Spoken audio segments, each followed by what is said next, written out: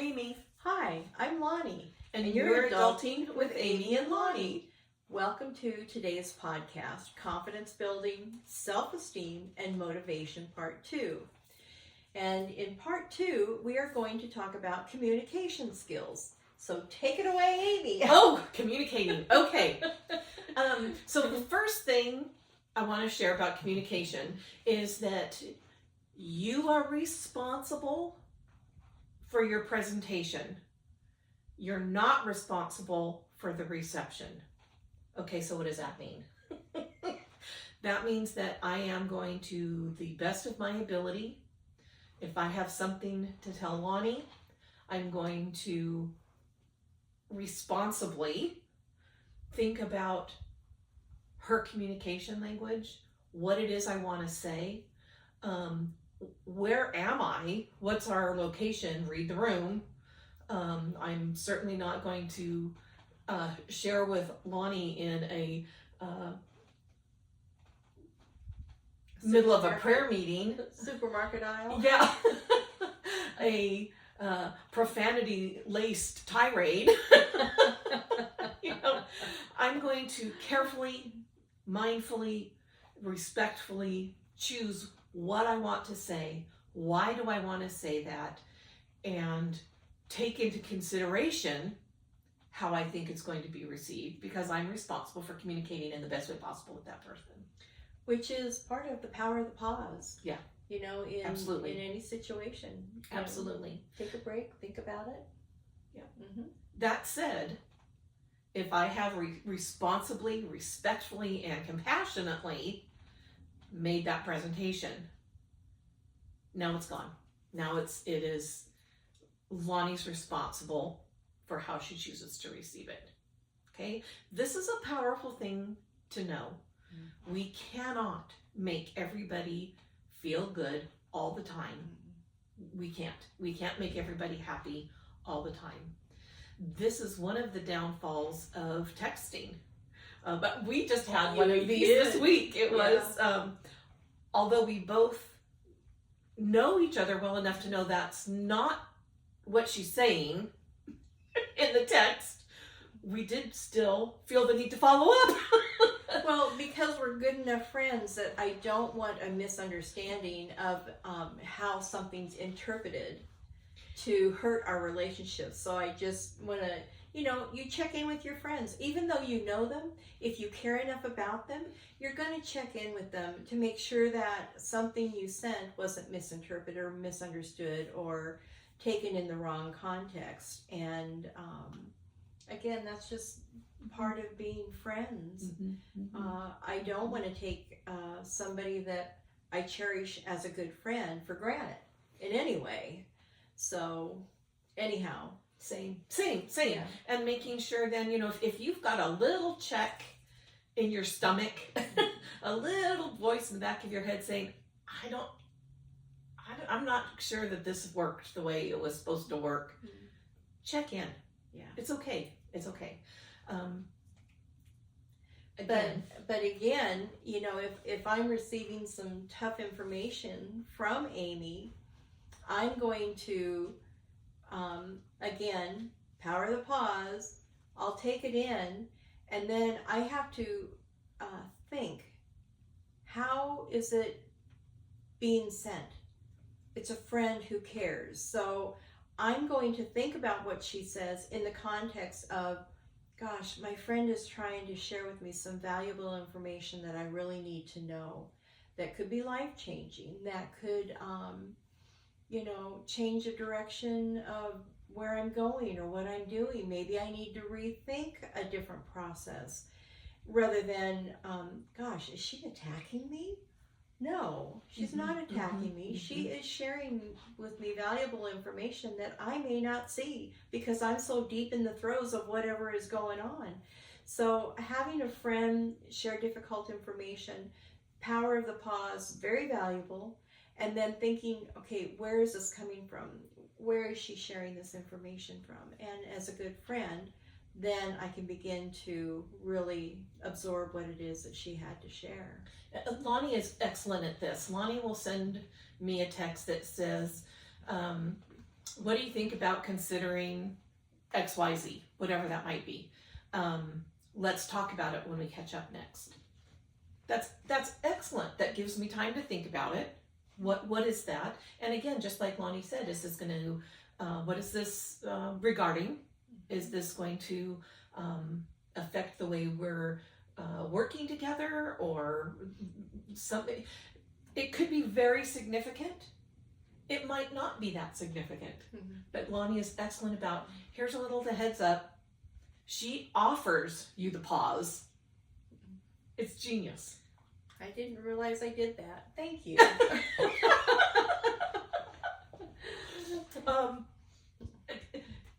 Now back to communicating also, Yeah. being very aware. And again, this is all sort of that psychobabble stuff that's been floating around out there, social media, commercials. We see it in TV shows all the time. So some of this really isn't going to be new. We just want to look at it a little fresher right now.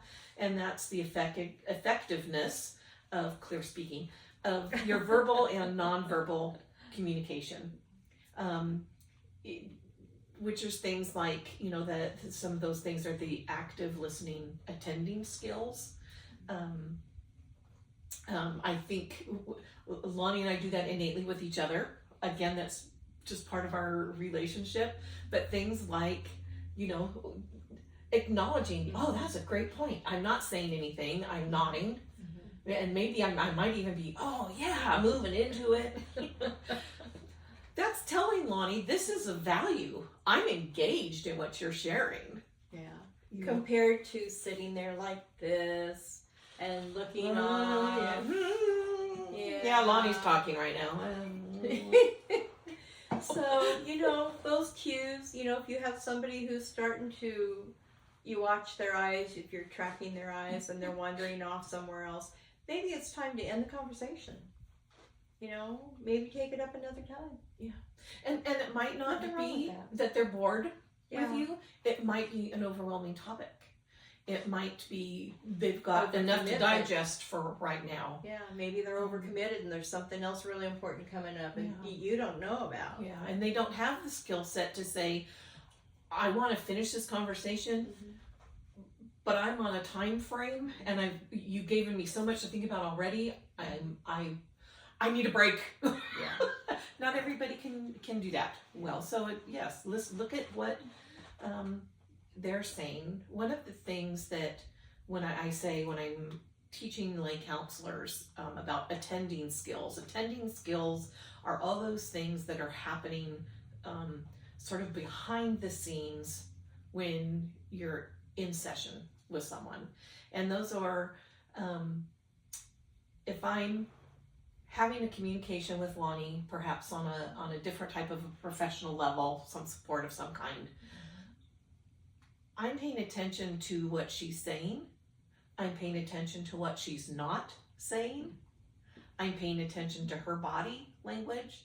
I'm paying attention to my body language. I'm also paying attention to the fact that I'm actually listening and not just sitting here thinking, oh, I want to make sure that I say this. And I want to make sure that whatever I am thinking while Lani is speaking, that other person is speaking, that I'm aware of my own filters and biases. Just because I wouldn't do it that way because it makes me uncomfortable doesn't mean it's wrong for Lani when she's interacting with her daughter.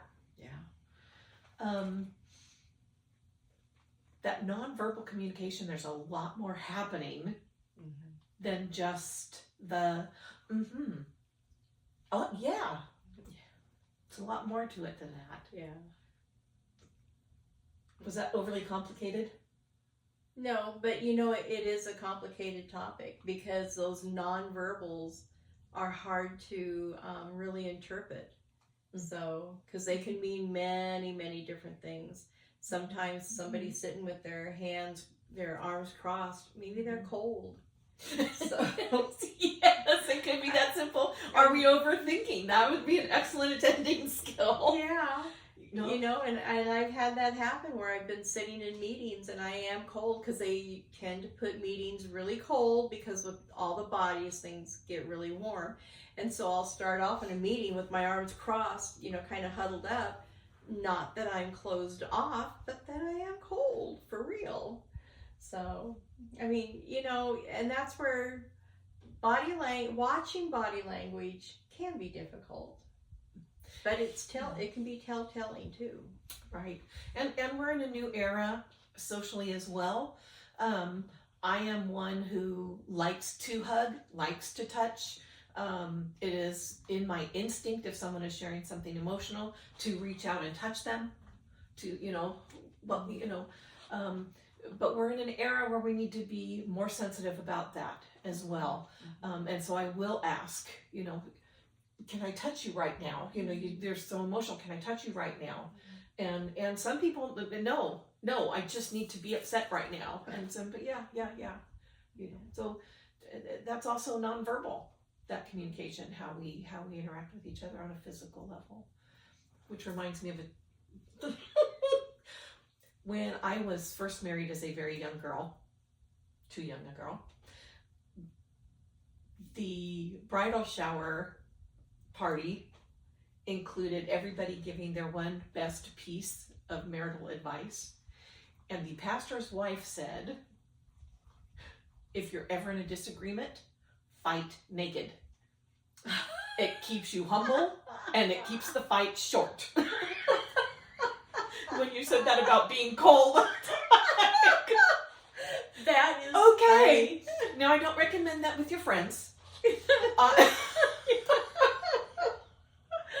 Okay, there's a right time and a right way to do things, so be sensitive. Be sensitive. And there's also a big difference between empathetic and sympathetic support. Yeah. And I actually tried to find I think I found did I find a quote just to make that super small? Yes. So empathy is heartbreaking. You experience the other person's pain, and joy, and sympathy is easier. So I found this quote. This isn't coming from me here. This is great. I thought this explained it very well. Empathy is heartbreaking. You experience other people's pain and joy. Sympathy is easier because you just have to feel sorry for someone. Send a sympathy card if someone's cat died. Feel empathy if your cat died too. I thought that was a easier summary. Yeah. Very clearly helps define the difference between the two. And again, that's going to depend on the relationship that you have. Someone trying to be supportive in a more professional or a step back role in that active listening is going to be sympathetic. I tend to be empathetic with everybody. I feel what you're feeling. I want to, which is rare. Help you, fix you, not fix you. Help fix it. Yeah. Which is really rare because a lot of people don't know how to understand what somebody is going through if they haven't been through it themselves.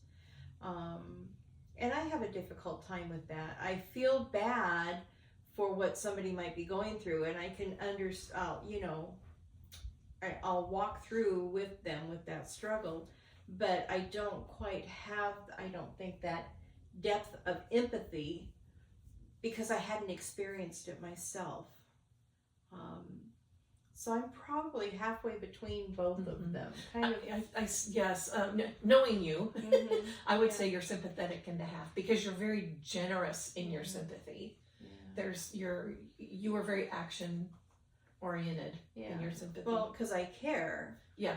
But I don't have the complete understanding to get to that empathy if I haven't actually experienced it. And so this is a gift she has. For me, I see it as a gift. So. hadn't thought about it one way or the other. Thank you. Yeah, you're welcome. Take the compliment and move along. Yeah. So we are providing for you a handout. This is from Boston University regarding active listening skills. And they state, credit where credit's due, Boston University here. Active listening means being deeply engaged in and attentive to what the speaker is saying. It requires far more listening than talking.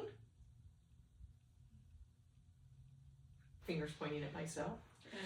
Your goal is as an active listener, is to truly understand the speaker's perspective, regardless of whether or not you agree. That's respectful.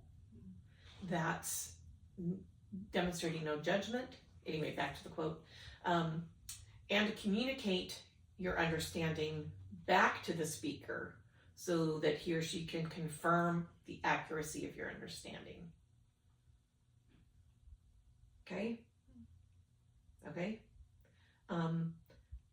Lani, did I understand that what you're saying is that you want to get all those pavers moved in the backyard, but it's just too much for you to do alone? Or are you asking me to come support you and help you with that? Or are we going to look for some, rather than saying, why are you moving the pavers in the backyard right now when it's 118 degrees? Yeah. What? I know. I know. Would you like to share these keys to active listening? Well, sure. First off, pay attention. Like we talked about, their body language, your body language. Don't mentally prepare your responses while they're talking. And, I kind of have an issue with that because sometimes you have to write it down. Because if I don't write it down, I'm going to forget about something I wanted to say. And it was a valid key point. And, if I'm just listening and don't have an opportunity to respond to a thought, I'll forget it.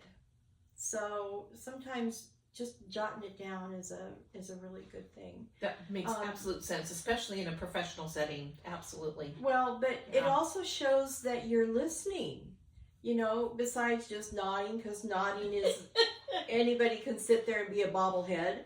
So, or, smiling, you can just be a Cheshire cat, nod your head, but that doesn't really show that you are paying attention. Actually engaged. Yeah.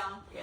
But, if they're talking and you're jotting something down, then they know that you're listening and that there's something you want to share. And that might be a way for them to say, is there something you wanted to share? And I'll say, yeah, But provide feedback.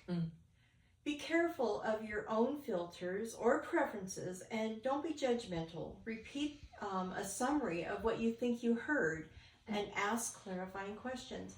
And I have to say, I am kind of guilty of some of not doing good things there, because a lot of times I've noticed, very obviously I've noticed within myself when someone's talking and I have a different opinion, I'm kind of sitting there in my mind saying, oh yeah, sure, right, which is not a good thing. And that's being judgmental. That boils right down to it. That's being judgmental because I've already decided what I think is the way it should be.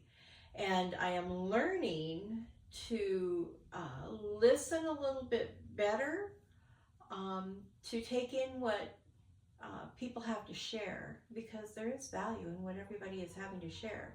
I may not agree with all of it, but there are tidbits in there that are very valuable. And that's I'm working on that one.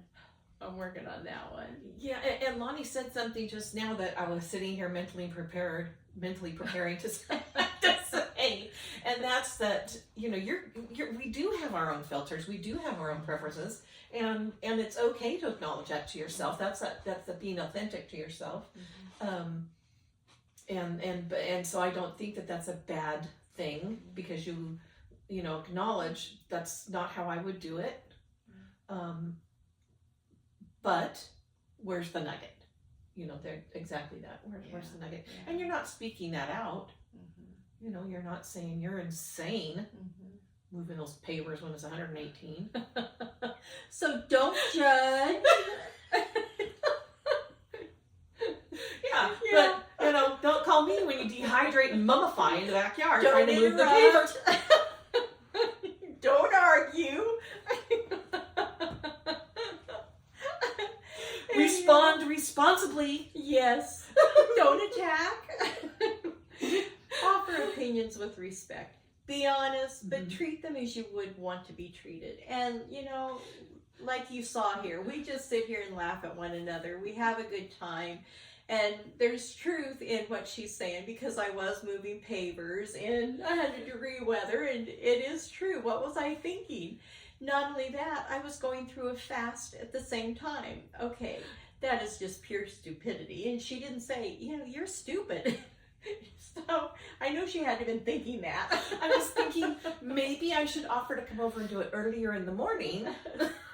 Well, and that is what I do. Well, for the most part, I try to get out early in the morning and late in the afternoon. And in the middle of the day when it's hot, I'm inside working on videos and stuff like that. But it's still, you know, I'll be pushing from like 7 in the morning until 11 o'clock in the afternoon when it's starting to really heat up, and trying to get things done outside. But, you know, it's that whole thing. It's just a crack up. Anyhow. And back to that building self-esteem and confidence. This is sort of backing up to last week. Lonnie's actually very good at recognizing, you know, this isn't working out real well for me. I need to do something different. So I'm really just teasing her, because there's always an exciting project going on here, and I'm just teasing. And we know that. We know that. So if you're enjoying this and you're learning something new, if you would like, comment, and subscribe, it'll help our channel continue to bring you content. And we really appreciate you tuning in. And if you have any topics that you would like us to study and research and bring back and share to you what we have learned, let us know. We love doing this. And it's a lot of fun, as you can tell. We have fun. We have fun getting together and bantering back and forth and going on our little rabbit trails and reeling each other in. Yes. But anyhow, we would really appreciate it if you would like, comment, and subscribe. So that is the end of part 2, and we will see you next week with part 3. And until then, have a fabulous week. Be well. Bye.